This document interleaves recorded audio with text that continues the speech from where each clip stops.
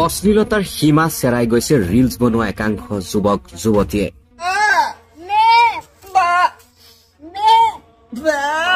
নীলা ছবিৰ আখৰা যেন লগা একাংশ ৰিলছে সচেতন মহলত তীব্ৰ প্ৰতিক্ৰিয়াৰ সৃষ্টি কৰিছে।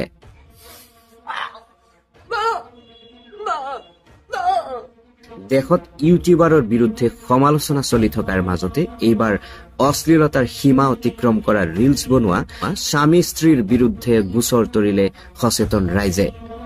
দক্ষিণ কামৰূপৰ সোণতলী আৰক্ষী চকীত ৰিলছ ক্ৰিয়েটৰ স্বামী স্ত্ৰীৰ বিৰুদ্ধে এজাহাৰ দাখিল কৰিলে খেলেখুটি মনোৰঞ্জন ক্লাবৰ বিষয়ববীয়াসকলে।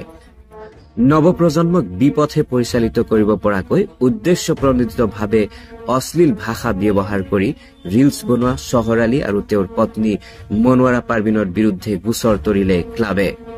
সাহাৰ ফানি বয়, মনোৱাৰা পাৰবিন আৰু ছুপাৰষ্টাৰ বাবুল নামৰ তিনিটা ফেচবুক পেজত অশ্লীল ভাষা ভংগীমা ব্যৱহাৰ কৰি ভিডিঅ' আপলোড কৰাৰ পিছতে দাখিল কৰা হল এজাহাৰ।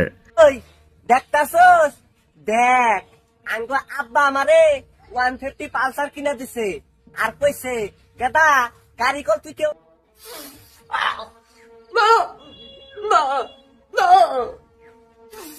অতি সোনকালে নতুন প্ৰজন্মৰ ধ্বংসকাৰী অশ্লীল ৰিল বনোৱা এনে দুষ্ট চক্ৰৰ বিৰুদ্ধে ব্যৱস্থা লবলৈ অসম আৰক্ষীক অনুৰোধ জনাইছে সচেতন ৰাইজে। ৰাতিপুৱা মোবাইল খুলি মই চালো এই মনোৱাৰা পাৰবিন নামৰ ফেচবুক একাউণ্টৰ পৰা আৰু চহৰ ফান্নি ভিডিঅ' ফেচবুক একাউণ্টৰ পৰা খুব বেয়া ধৰণৰ খুব অশ্লীল ভিডিঅ' এটা বনাইছে। তেওঁৰ ৱাইফৰ লগতে আপোনাৰ ভিডিঅ'বিলাক বনাই মই চালোঁ পিছত যে তাতে কমচে কম 40-50টামান ভিডিঅ' আছে, যিটো ভিডিঅ' নেকি দুজন মানুহ একেলগে চাব নোৱাৰি। সমাজত বিভিন্ন জেগাত বিভিন্ন ধৰণৰ ঘটনা হৈ আছে, আমি চাই আছোঁ। এনেকুৱা ভিডিঅ'ই আমাৰ এই সমাজখনক মানে ধ্বংসৰ পথত ঠেলি দিয়াৰ কাৰণে সিহঁতে মানে উঠি পৰি লাগিছে।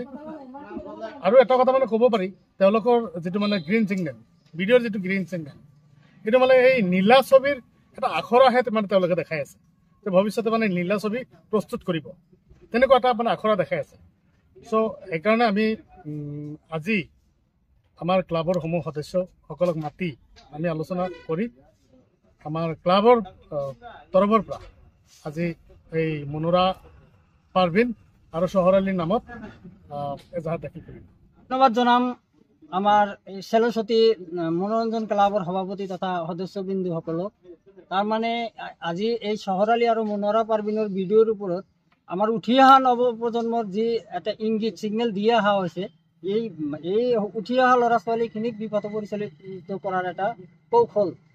গতিকে ইহঁতে আমাৰ সন্তলীয়ে আউটপোষ্টত যিটো এজাহাৰ কৰিছে, আমি আশা ৰাখিম পুলিচ প্ৰশাসনৰ ওচৰত তেওঁলোকৰ ওপৰত মনোৰঞ্জন ক্লাবে কৰা এজাহাৰৰ ওপৰত সঠিক তদন্ত কৰি ইহঁতক জেল হাজতলৈ প্ৰেৰণ কৰাৰ কাৰণে মোৰ তৰফৰ পৰা মই অনুৰোধ ৰাখিম। নিউজ ডেস্ক আমাৰ